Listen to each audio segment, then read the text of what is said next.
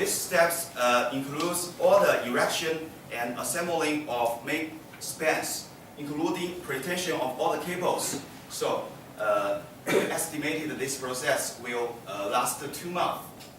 The last but not the least, inspection and test of the whole bridge. We will invite some high school students to the bridge to help us to excite the bridge a fundamental period to help us to adjust the damper to function optimally.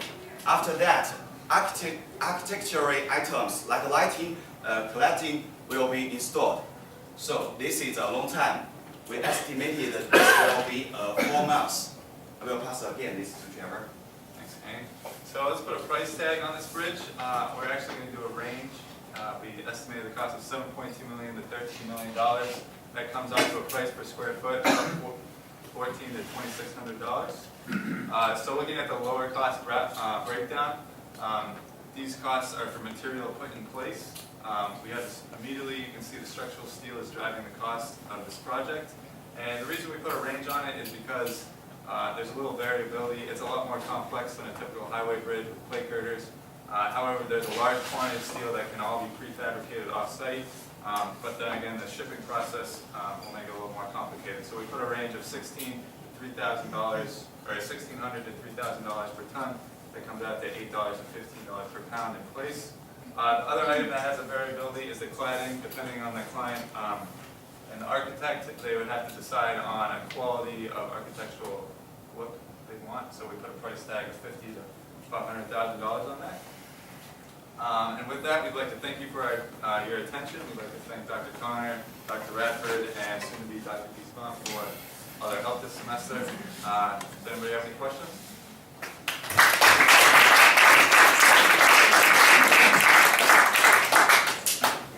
Could you walk us through how the thing opens? Yes. So as we were describing last semester, we kind of glazed over it this time because Do you have any the only thing we have is the rendering right at the beginning of just how it works. But if we all remember the, if I'm pronouncing it correctly, the Katzenbuka bridge. Actually, if we could show my desktop picture, this is actually proven to be a good thing.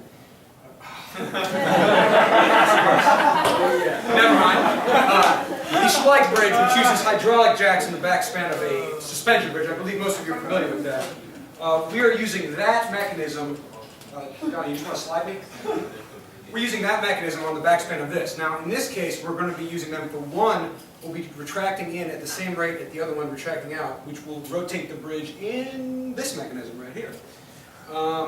So we're using his hydraulic jacks back here to do that.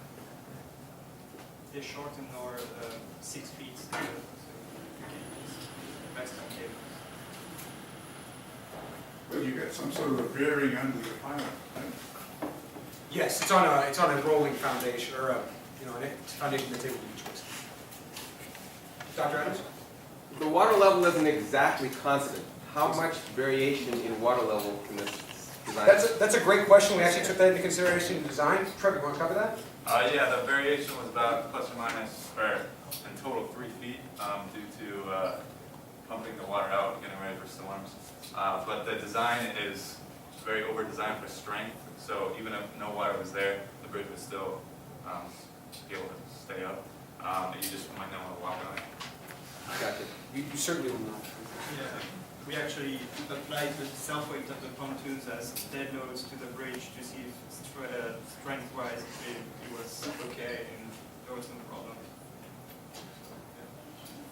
Evan? In the beginning, when you were having the problem with the pylon rotation, did you ever consider eliminating the most horizontal cables to get rid of some of the thrust there and rely more on the pontoons? Well, as you can tell, maybe from some of our renditions of the pontoon, maybe just from this picture, the pontoons are already 50 foot by 12 foot. We were actually having to, during our design, having to go in there and just kind of say, okay, what's a logical size for this pontoon? What's the biggest it could possibly be if we made it an iceberg? It ended up being 6 kips per foot as far as the spring goes. So that's as big as we could get. So those cables, they do provide some stiffness, but you're right, they're horizontal, so not as much.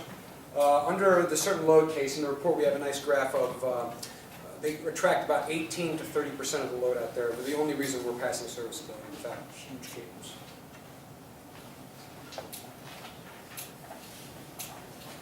Does the current in the river apply to load? That is one of the reasons that they're shaped in the way they are, to reduce that. Getting into hydrodynamics in this project was something that we weren't really sure of as far as how we go about that. So we did apply when we were making this midspan connection. We went in there and we made that static model we were talking about. And we said, okay, 26 kips is probably the maximum that the load is ever going to have to take. And we went ahead and said, okay, well, we need to be able to apply at least 50% of that load to that connection to make sure that this thing doesn't, if something comes along and hits it or something, just knock it over. So obviously, it would be need more fine.